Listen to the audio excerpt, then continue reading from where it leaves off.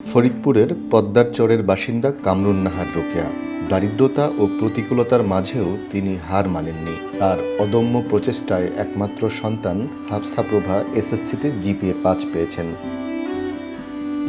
কামরুন নাহার রোকেয়া একটি কিন্ডারগার্টেন স্কুলে শিক্ষকতা করেন, আর তার স্বামী হাবিবুর রহমানের স্টুডিওর ব্যবসা ছিল।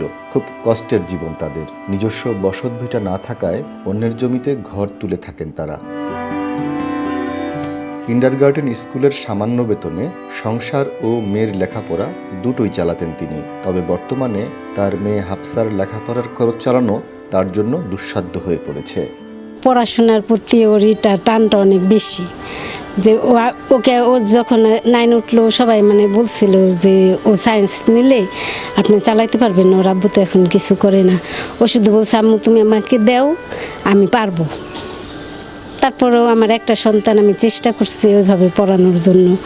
ও চেষ্টা করছে, আমিও চেষ্টা করছি, আল্লাহর রহমত ছিল, এই জন্য এইভাবে ভালো রেজাল্ট করছে। এলাকার মানুষও এই মায়ের সংগ্রামকে সাধুবাদ জানিয়েছেন।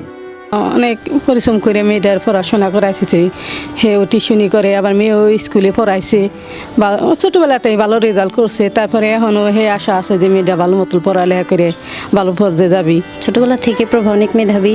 ওর আম্মু কিন্ডারগার্টেনে চাকরি করে মেয়েকে পড়াশোনা করাইছে। ওর আম্মুর অনেক আগ্রহ, আবার যে পড়ে মেয়ের অনেক আগ্রহ পড়াশোনা। তো এখনও পড়াশোনা অনেক ভালো। ওর মা অনেক পরিশ্রম করছে, ওর পিছনে এখনও করে।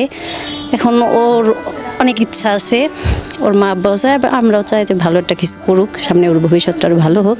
ছোটবেলা থেকেই তো ইচ্ছাটা ছিল যে বড় হয়ে ডাক্তার হব, সেই অনুযায়ী আগাইছি। যেমন ছোটবেলা থেকে পড়ছি, কেজি স্কুলে যে পড়ছি ওইখানে প্রথম থেকে ভর্তি হয়েছি, প্লে থেকে 5ম শ্রেণী পর্যন্ত পড়ছি, কখনো সেকেন্ড হইনি, সবসময় ফার্স্ট হয়েছি। আর আব্বু আম্মু তো ছিলই। তারপরে এই যে 9-এ উঠছি, 9 ওঠার পরে করোনা পার হওয়ার পরে 9-এ উঠছি, কেউ বলে নাই যে সায়েন্স নাও, বা তোমার বাবার টাকা পয়সা সমস্যা, আম্মুর টাকা পয়সা সমস্যা, অনেক খরচ লাগবে, সায়েন্স 5-7টা প্রাইভেট, সবাই বলছে এত খরচ পারবা না। তা আমি আর কি, আব্বু আম্মু সবসময় বলছে যে তোমার যেটা ইচ্ছা সেটাই করো, যত টাকা লাগে দেখবো। পরে আর কি করলাম, স্কুল থেকে সায়েন্সে যে পরীক্ষাটা নিচ্ছে ওইখানেও ফার্স্ট হয়েছিলাম। তারপরে আগাইলাম আস্তে আস্তে। সহায় সম্বলহীন রোকেয়া স্কুলে পাঠদান শেষে বাড়ি বাড়ি গিয়ে টিউশনও করেছেন, কখনো থেমে যাননি। তার মনের একটাই স্বপ্ন, আত্মমানবতার সেবায় মেয়েকে ডাক্তার বানাবেন। হাসানুজ্জামান, চ্যানেল 24, ফরিদপুর।